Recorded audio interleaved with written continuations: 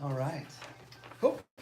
You're listening to AZRadio.live's production of our Multisport Mojo podcast featuring Steve Harper and Captain Kurt Taylor. You can hear the Multisport Mojo wherever you get your podcasts. And now, without any further ado, Steve Harper and Kurt Taylor. Hey, welcome to all you triathletes, swimmers, riders, and runners, newbies and 10-timers, 8-hour finishers, and 16-hour survivors. We're age group gurus doing all the homework, especially in race day. I'm your host, Steve Harper, with Multisport Mojo and TryGearGuru.com. Alongside me is my good buddy, Ironman certified coach, Kirk Taylor. Kirk. Hey. I thought it was going to come with some more smash. Hey, we're both age groupers, Ironman, triathlon, and marathon vets, and everything else multi-sport in between, here to get you from start to finish. Remember to like us on Facebook at Multisport Mojo, all one word, where you can weigh in and ask questions, and we'll answer them in an upcoming podcast. Follow us on Twitter at hashtag Multisport Mojo. Subscribe to our YouTube channel at Multisport Mojo. And go to TryGearGuru, that's TryGearGuru.com for more content, insights, and great prices on everything triathlon. If you're running, go to RunGearGuru.com. If you're swimming, go to SwimGearGuru.com. If you're biking, cycling, go to RideGearGuru.com.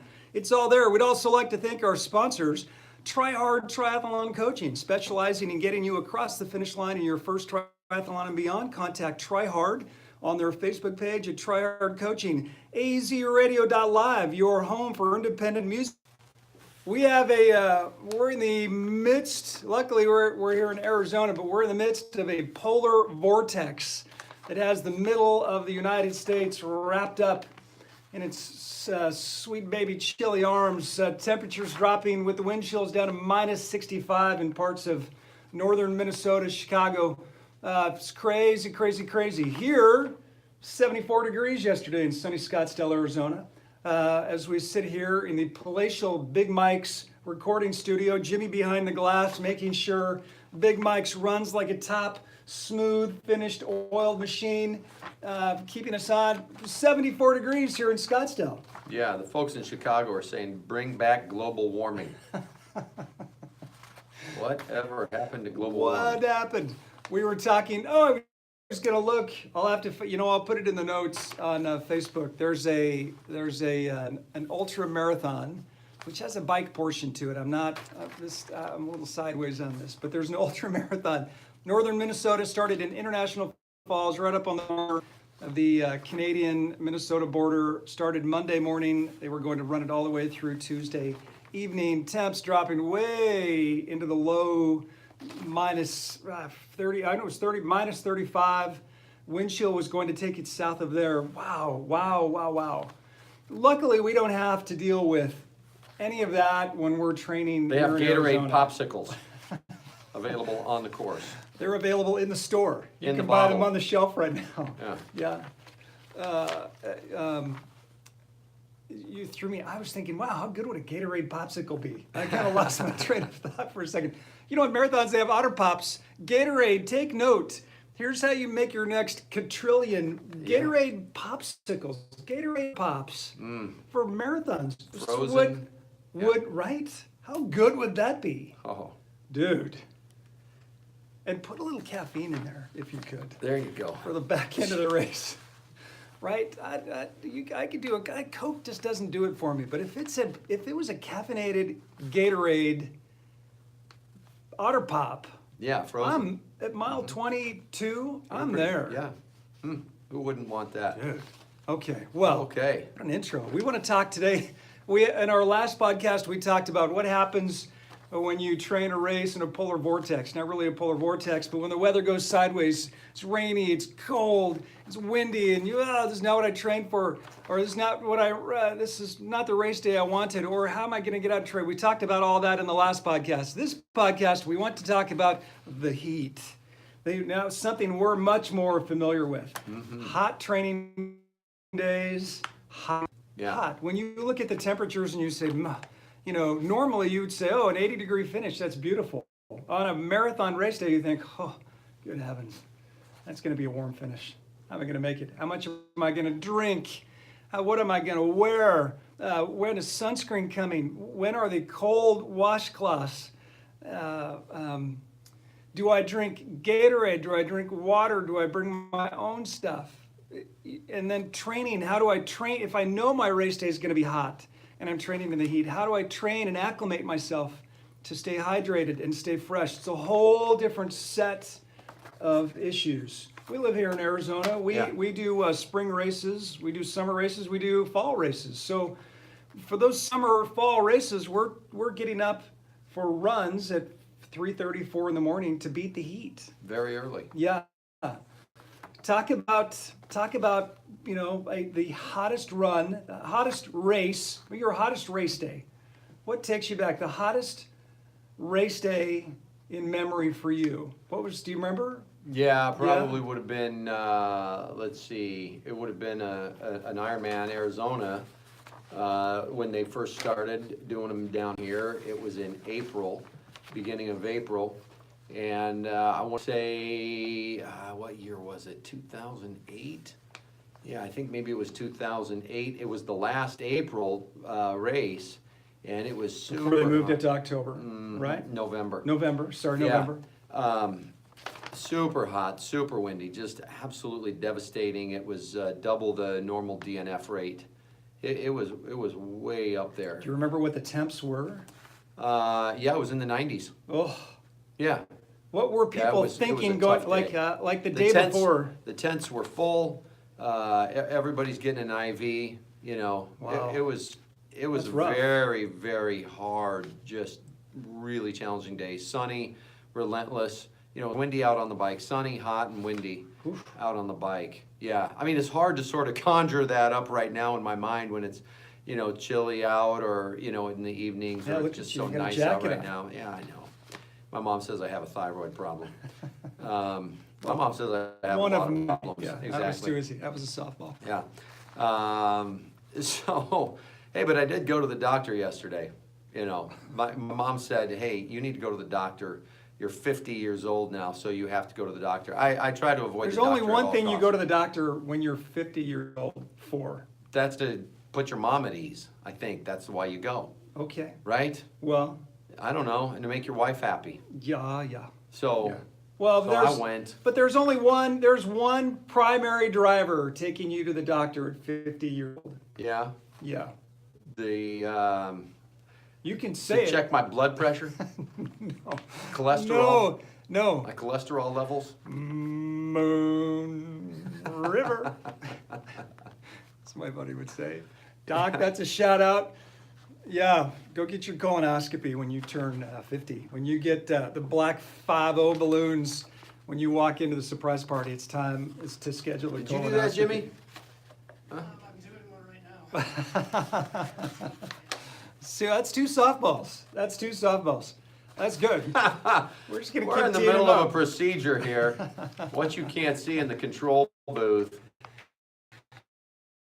Well, did they? Well, I'm sure that race. I'm not sure what would feel better, the colonoscopy or a full Ironman in 90+ degrees. I'm Oh. not sure which one you'd opt The for. colonoscopy for Oh sure. man. Well, sure. Because then, you know, the doctor says, so the rest of the day, you're just going to have to kind of lay there. I said, it sounds like what I do every day. No different. I do this. You just want me to turn on my stomach, Yeah, and you're going to put me out. I can do that. Sure. I'm going to walk a little sideways Sounds- this afternoon. Sounds pretty easy. Pam, But that, no, that race was a tough race. It did was a they very hard day. talk about it in the athlete briefing the day or the couple of days before, saying, "Okay, everybody, now listen, it's going to be a warm one." I'm sure they did.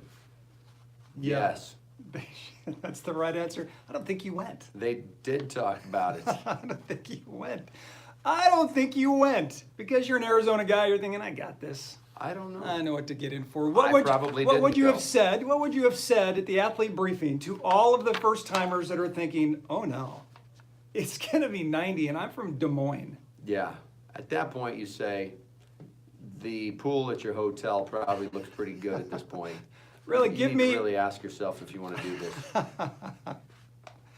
give me 3-4 things that I absolutely do in getting ready for the race. If it's Okay. it's tomorrow morning. Yeah, let's talk about a few tips that I don't know that you're going to necessarily read or find on Google. Okay, that's why you tune in to the Multisport Mojo podcast to get the little secrets that you're not going to find anywhere else, okay? First of all, be generous. Don't be a Scrooge with your Body Glide, number one. And number two, have an extra stick of Body Glide in your transition bag. Wow. Okay, so you're going to put it on in the morning when you're getting your wetsuit on, right? Everywhere where you think you may end up chafing, maybe even places where you've never chafed before, but you think, I wonder if I could chafe there. Yeah, just Where go ahead and are put it you on. definitely putting it on? Yeah, next. Where? Now, well, we've talked about this on a previous episode, but just to review, you're going to put it around your neck because you do not want blisters Neckline, on your neck. right. Because Especially where the flap is, right? Where your head is turning, that creates a lot of rubbing on your wetsuit. You'll see guys that have cut away their wetsuit to create a lower neckline so that there is no chafing. Can't imagine us having a cut or a burn and having that sweat all afternoon. It's miserable. Terrible. Yeah, so be generous with it there. I'll put some kind of like on the back of my arm, around the shoulder blade area, in your, just everywhere where you think you may end up chafing.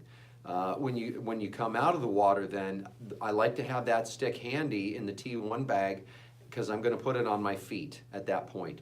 You don't know how hot your feet can get on a really hot day biking 112 miles. I have had, almost to the point of blisters. I've actually been in races where I've had to take my feet out of the shoes and cycle with my feet on top of the shoes. People do not think about getting blisters in your bike shoes. Right, You exactly. don't think about it. No. So be generous with the Body Glide. Now, hang on. Now, when you talk about putting it on your feet, toes, between toes, on the sides, everywhere. Totally, yeah. Not douse them. Cover them. Yeah, you want them pretty well lathered. Yeah. Then, when you come out of the transition area, if you're doing, let's say it's a full Ironman, you're going to have a transition tent. You come out of the tent, and maybe even if it's not a full, you may have people doing sunscreen, okay? Do not let the sunscreen applicators rush you through. See, these volunteers that are hanging outside the tent, that are putting the sunscreen on, they think that you want to be on your bike now in seconds. And so what they'll do is they've got the sunscreen all over their hands, and they got the latex gloves on their hands, and they just kind of go, just sort of splash you with a little bit in a couple of little spots and say, go, go, go, get going, come on, go, you can do it. Well, what's happening is that 90% of your body has no sunscreen on it. So you just stand there with those volunteers and say, oh yeah, no, you keep going. I'm in no hurry. Please. Hopefully you've learned that on a training ride. I learned that the hard way, and the sunburn is the most painful thing for the next 2 weeks after an Ironman. And I'm thinking, look, my legs don't hurt anymore. I've totally recovered from this race, except for this dang sunburn. I can't sleep. I can't shower. Hit the post. I think I was good, and then I got on the bike and got sunburned in all of the places. Terrible. Like the sunscreen did me no good because it wasn't doing it. It was all in the shade of where I was riding. My neck got torched. The top of my legs got torched. The back of my calves got torched. My ears got torched. Yep. Torched. Oh yeah. You can get fried pretty bad. Dude, and then you get off the bike and get on the run, and those your tri shorts come down a little bit and they rub on that. Oh man, I'm telling you, that is misery. Yeah. Misery. Yeah, try doing a marathon after you've been sunburned for 6 hours. Oh. Right? Think about it. You go to the beach and you get sunburned after you've been out there for a few hours or whatever, and you're walking back to the car and you're all stiff and sore and you can hardly even bend. Yeah, try doing a marathon like that. Yeah, it's not the time to go out and work on your tan. And we know in Arizona it takes half an hour to get sunburned, and to get torched. Now you're at the 1 or 2 hour mark. You're red and it's blisters and it's badness. So sunscreen, not just a little, lather. And it doesn't matter if you look like a ghost. Doesn't matter. Who cares? You're good to go. All right. Glide on the feet. And on the wetsuit coming in. Sunscreen everywhere. Sunscreen coming out. All right, another tip. And then you got to make sure you're staying as cool as you can while you're out there on the course. So What that means is when you're going through transition and they hand you a big full water bottle, use it. You don't necessarily have to drink the whole thing, right? I mean, you're gonna drink the way you've trained and the way you know how to, and if it is hot, you're gonna wanna take in extra fluids, but use that water, you know, dump it over your head, wherever you need to pour that water just to keep yourself cool. Do you like to put the water over you? You know, I will. when you're on the ride, Yeah. Oh, you yeah, just sure. douse yourself? Absolutely. I mean, the only thing that sucks about it is when the water comes splashing down into your glasses and then your glasses are all messed up. But I do like being wet and then Yeah. going on the ride and having yeah. that what was a hot breeze, at least be a cool breeze. Yeah. For a little bit, brings your body temp down. Super Yeah, nice. Absolutely. What about now in races they have Gatorade Endurance? Yeah, speaking of Gatorade, I'm glad you brought that up. It turns out that Gatorade, because of the formula and the chemicals that are in Gatorade, it actually has a greater heat transference. Okay, explain that. So the cooling effect that you get from Gatorade is even better than water. How about that? Yeah, so I didn't know that. if they are handing out Gatorade on the course, again, same principle, drink some, but then you're gonna use the rest of it to pour all over yourself. You stop. Now here, in all seriousness, Gatorade Endurance is what they'll use on races. All the Ironman races use it. That's what you halves pour and on the fulls. person who's in second place who won't get off your wheel. Hey, you just start, you know, get Just get aim that the bottom sport back. top. Oh, That's dang why it, they I have missed my sport mouth tops. again. Bam. I missed You my- start taking Whoops. shots. Get off my wheel. Yes. But I know for most of us, we buy the Gatorade off the shelf. It's the regular Gatorade. Regular Gatorade and Gatorade Endurance, two completely different mixes. A lot more sodium, a lot more electrolytes. It tastes a lot heavier. You don't want to water it down because that doesn't help you at all. So I would encourage you going into a hot race to train with, or at least do some rides with Gatorade Endurance. You know, you never want to do anything for the first time on race day. And if hydration is such a big deal on race day, and you don't like the taste of the Gatorade Endurance, you're in trouble. Well, I may have to take the other side on this one. I don't have a problem with watering things to taste. Because if you can't choke it down, it doesn't do you any good anyway. Yeah. Right? And if it's just gonna make you sick or sit really horrible in your stomach, Right. it doesn't do you any good. So, Well, I would say start drinking it before you get to race day so you're kind of used to it. well, yeah, sure, absolutely. I agree, totally. But for me, like as an example, and I think a lot of people feel this way about gels. When you're doing gels, you pretty much have to do it with water. You know, especially if Agreed. it's cold Agreed. outside and the gel is really firm, Oh, yeah. right? If it's not very liquidy. It's hard to get down. Oh, yeah, it's like trying to choke down a piece of taffy or something. Yeah. You know, that you haven't completely chewed up. Right. So, yeah, you got to do stuff with at least for me, take the water, you know, with your gel or with your Gatorade.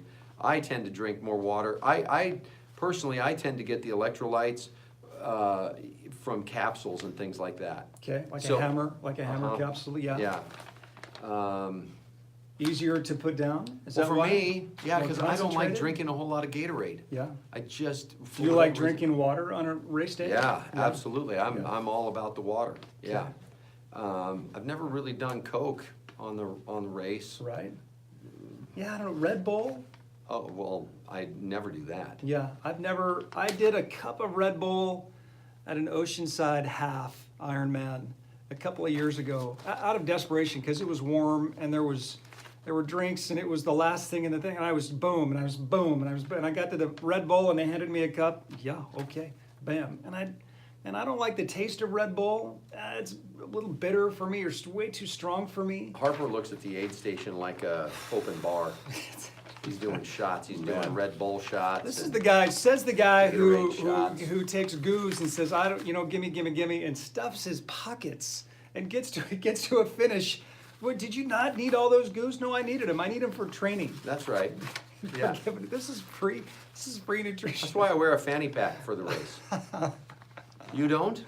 Don't you? Doesn't everybody out there wear a fanny pack for the race, and you just kind of go along and take the bananas and the goose and everything that they offer? How many do you train for a hot race? Do you have long runs or long rides where you think, okay, I'm going to treat the nutrition today just like I'm on Yeah, race day. I'm going to take it every hour. absolutely. So do you have a race day planned, and then you Absolutely. say, okay, I'm going to mimic this in training? Well, Or try.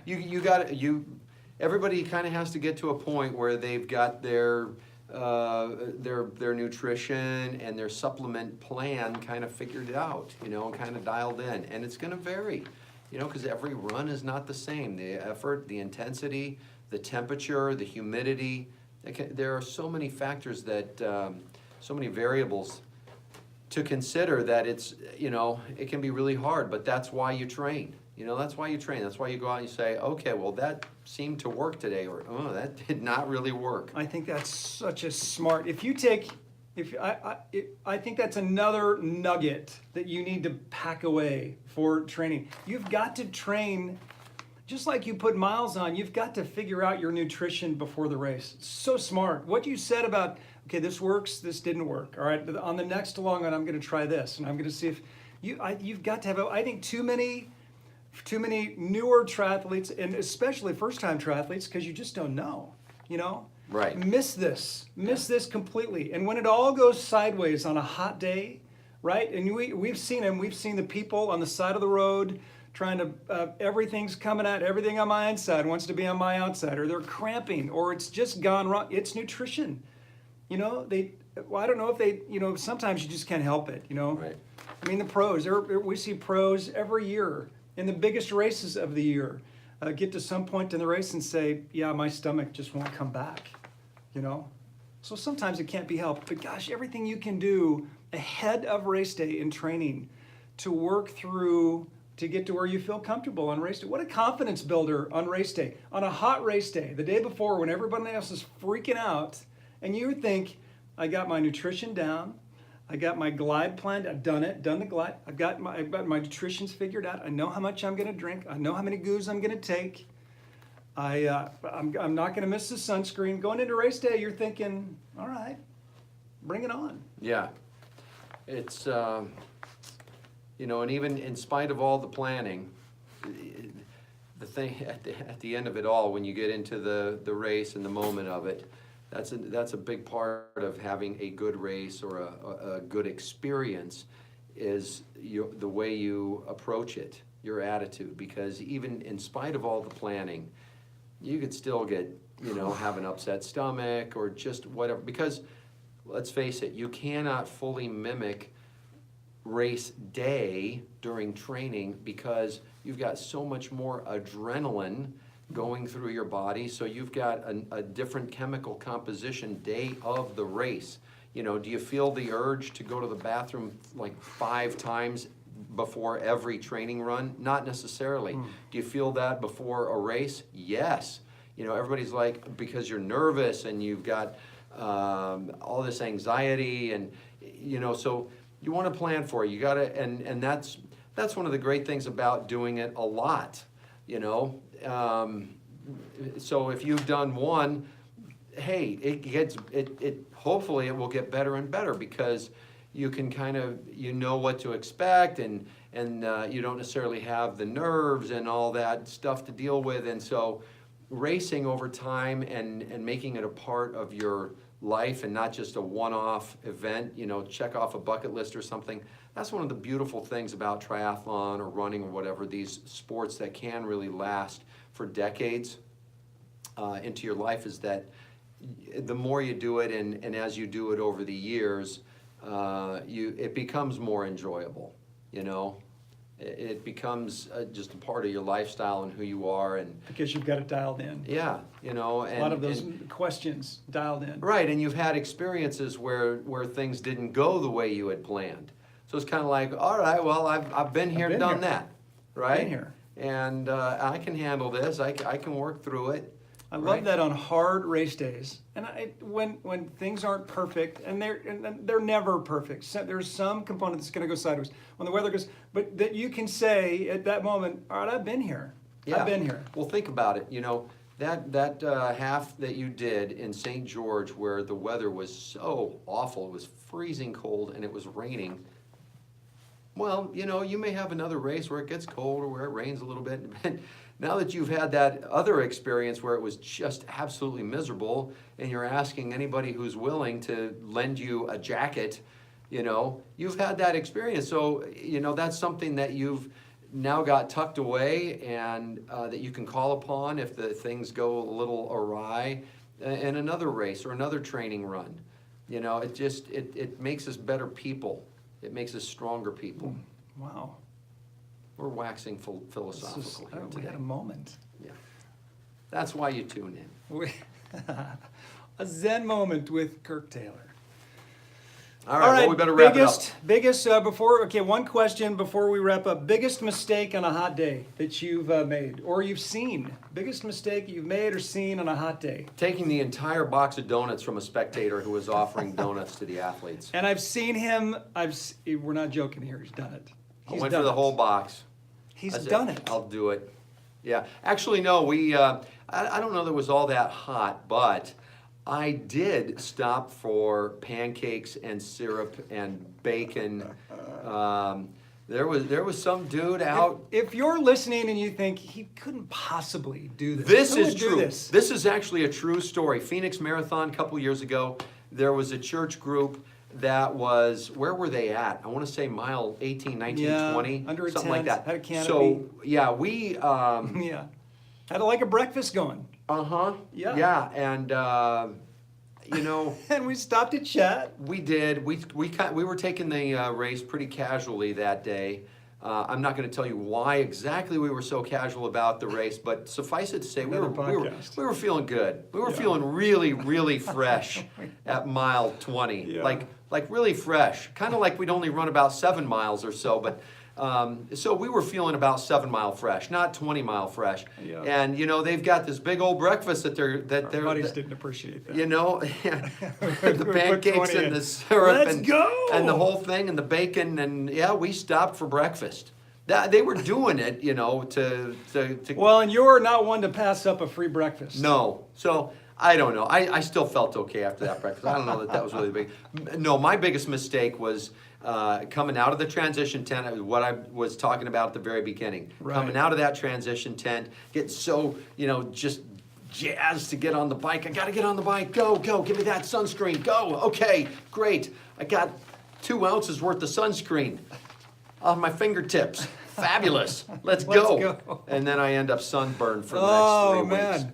Okay, my biggest mistake, and I've made it so many times, and I tell myself I'm not going to do it. I drink way too much. Going into a hot race, I drink way too much the day before, the night before, and the morning of before the race. And I end up in the Porta-John, Yep. or behind the Porta-John, or in the bushes at every mile marker for the first 10 miles. Yeah.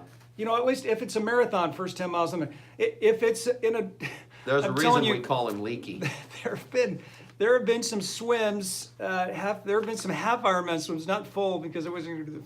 There have been some half Ironman swims where I had to race out of the water and get that wetsuit off. Not because I wanted to get on my bike, but I had to go to the bathroom so bad. That's what the lake and the wetsuit is for. Oh man, yeah, Come no, because that's when wetsuit strippers. That's a wetsuit stripper's nightmare. Yeah, You well, know? Whoa! that's what they're out there for. All right.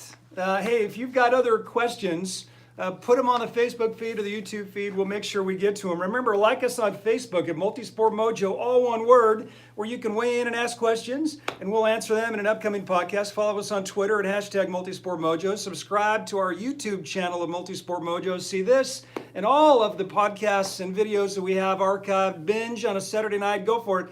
And go to trygearguru.com for more content and insights. If you're a runner, go to rungearguru.com. Swimmer, go to swimgearguru.com. Biker, go to ridegearguru.com. It's all there. We want to thank our sponsors, Try Hard Triathlon Coaching. Contact Try Hard, T-R-I, Hard, on their Facebook page at Try Hard Coaching. AZRadio.live, your home for independent music artists. Discover them here and promote the betterment of your community. Big Mike's Recording Studio. Big Mike. Contact Big Mike's Recording Studio at AZRadio.live and get all the polish of a professional recording studio at a price that fits your startup budget. This is the Multisport Mojo podcast.